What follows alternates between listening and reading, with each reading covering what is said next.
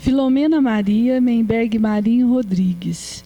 Os meus professores orientadores para a elaboração desse artigo científico foram o professor mestre Marco Antônio Lopes Campos e a professora mestra Raquel Monteiro Calanzani Matos. Este artigo, eu sou aluna da Faculdade de Três Pontas, e esse artigo tem como título A Diversidade Bilíngue, um Direito em Sinais.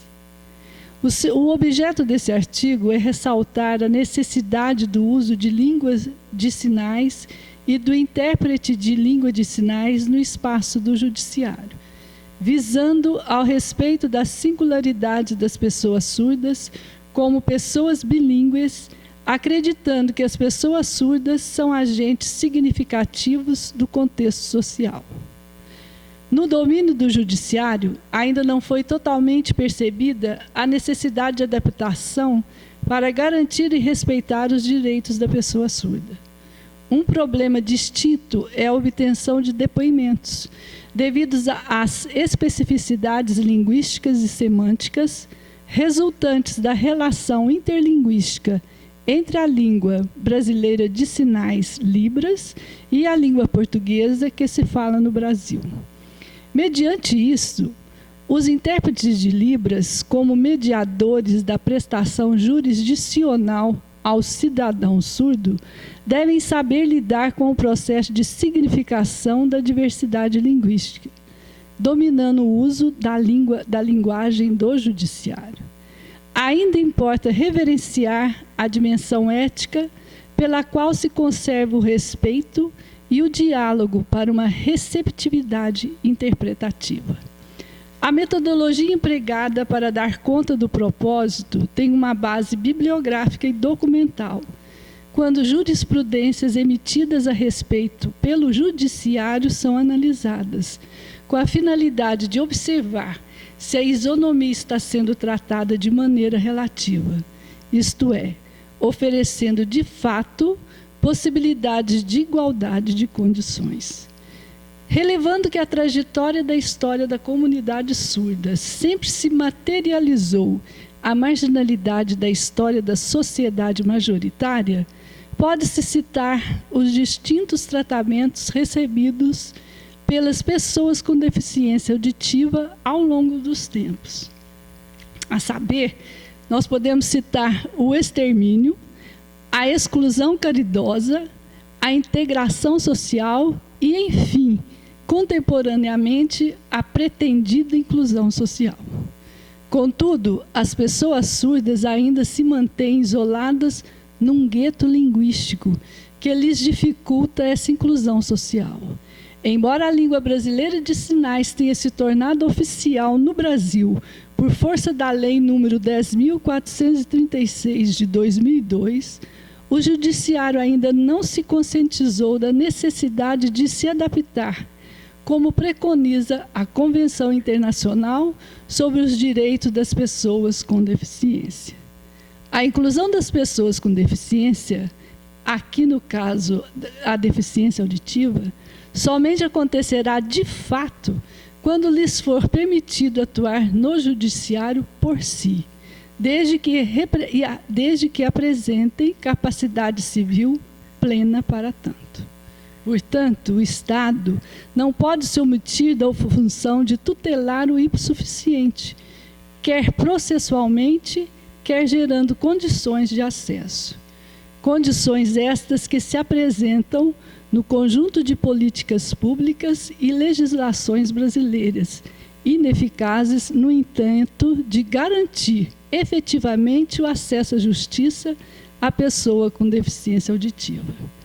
Mais do que isso, todos os órgãos públicos e privados precisam entender a necessidade premente de se adaptar para acolher a pessoa com deficiência auditiva.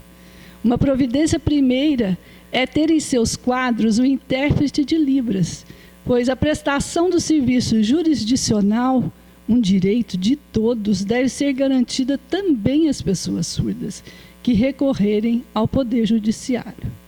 Fazendo valer a legislação que garante a inclusão sociojurídica da pessoa com deficiência auditiva, isto tornar-se-á realidade. Dito isto, sobressai a hipótese de que é responsabilidade do Estado garantir em seu território o direito de que a pessoa surda possa litigar em juízo, usando sua primeira língua, e lhe sendo disponibilizado o intérprete devidamente treinado, isto é, aquele que saiba lidar com o processo complexo da interpretação.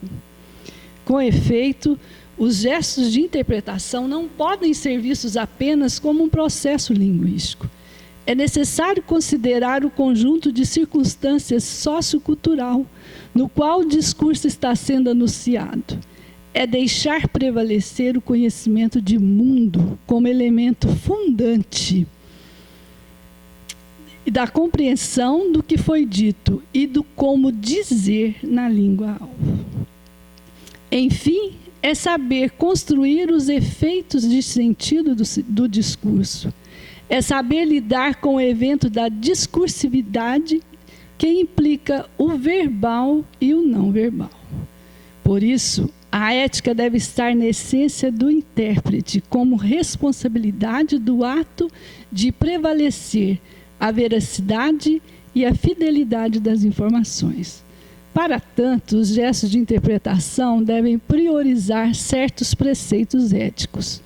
Dentre eles, podemos citar a confiabilidade através do sigilo, a imparcialidade, a discrição limitando-se o envolvimento emocional, a distância profissional e, por fim, a fidelidade, evitando-se alterações nas informações prestadas. Em caso contrário, serão muitos os prejuízos causados para a pessoa com deficiência auditiva, ou seja, ao não considerar suas diferenças sociolinguísticas, pode-se prevalecer a negação da surdez, enquanto constituição histórica de uma comunidade linguística. Dito de outro modo, quando se nega a surdez, reflete-se a distorção no trato com a pessoa surda, tentando uma ouvintização do sujeito surdo, como é preconizado pela doutrina brasileira. Sendo assim, o que acontece no interrogatório da pessoa com deficiência auditiva é a falta de uma adequada comunicação. Faz-se necessário, então, enfatizar novamente que Libras, a primeira língua da comunidade surda brasileira, é o meio legal de comunicação e expressão, pela possibilidade de a pessoa surda não saber se expressar corretamente em sua segunda língua no Brasil, a língua portuguesa, para responder a perguntas por escrito. Diante do exposto, é preciso refletir com prudência sobre a concepção de surdez, visando a afirmação de possibilidades na diferença e jamais pela percepção da ausência. Ao se concluir, o que fica em relevo é constatar que, ao oportunizar a pessoa surda a possibilidade de ser ouvida na sua primeira língua, a língua de sinais, como também de ser mediada por um intérprete habilitado, os espaços jurídicos se transformam realmente em ambientes inclusivos, efetivando, assim, a justiça para todos. Com efeito, o intérprete assume o papel de mediador e suas considerações servem de apoio ao magistrado, quando busca uma compreensão correta dos fatos descritos durante a audiência para consolidar suas impressões sobre o depoimento da pessoa surda. Consequentemente, para isso é necessário, antes de tudo, que o judiciário perceba a linguagem por uma visão sócio-histórica, responsável por concepções que delimitam indivíduo e sociedade.